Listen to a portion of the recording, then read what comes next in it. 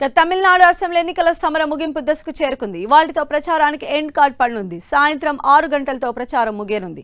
తమిళనాడులో చివరి రోజు ప్రచారం హోరెత్తనుంది. డీఎంకే ఎన్డీఏ కూటమి టీవీకే చీఫ్తో విజయ్ ప్రచారాన్ని ఉధృతం చేశారు. ఇక పార్టీల అభ్యర్థులంతా డోర్ టు డోర్ ప్రచారం చేస్తూ ఉన్నారు.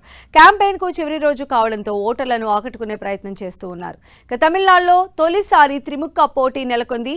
డీఎంకే ఎన్డీఏ కూటమితో పాటు టీవీకే మధ్య పోటీ నెలకొంది. ఈసారి ఎన్నికలు రాజకీయంగా మాత్రమే కాకుండా అభివృద్ధి, ఉపాధి, మహిళా సంక్షేమం లాంటి అంశాలపై కూడా ప్రభావం చూపుతున్నాయి. తమిళనాడు అసెంబ్లీలో మొత్తం 234 అసెంబ్లీ సీట్లు ఉన్నాయి. వీటన్నిటికీ ఒకే దశలో ఎన్నికలు నిర్వహిస్తోంది. ఈ నెల 23న ఒకే దశలో పోలింగ్ జరగనుంది. ఈ రోజు సాయంత్రంతో ప్రచారం ముగియనుండగా ఎల్లుండి పోలింగ్ కు అధికారులు ఏర్పాట్లు చేస్తూ ఉన్నారు. ర్యాలీలు, పబ్లిక్ మీటింగ్లు, పోస్టర్లు, ఎలక్ట్రానిక్ మీడియాలో ప్రచారం నిషేధం. మరోవైపు ఎన్డీఏ కూటమి తరపున ప్రచారానికి CM Chandrababu Naidu finishing touch ఇస్తూ ఉన్నారు. తమిళ రాజకీయాల్లో చంద్రబాబుకున్న విజనరీ ఇమేజ్, ఆయన వ్యూహాలు ఇప్పుడు ఎన్డీఏకు పెద్ద ప్లస్ పాయింట్ గా మారతాయని భావిస్తూ ఉన్నారు. మహిళా బిల్లు వీగిపోవడం, డీఎంకే ప్రభుత్వం ప్రచారం చేస్తున్న దక్షిణాదివాదం, ప్రాంతీయ సెంటిమెంట్లపై చంద్రబాబు తనదైన శైలిలో కౌంటర్లు ఇస్తూ ఉన్నారు.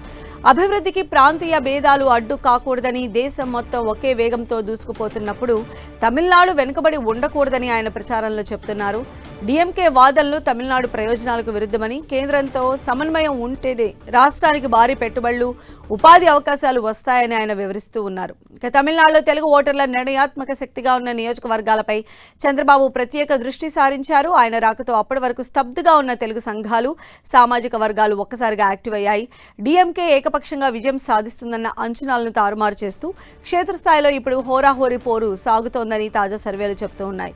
దీంతో చంద్రబాబు ప్రచారం ఎంత ఉపయోగపడినా అది ఎన్డీఏకు ప్లస్ అవుతుంది.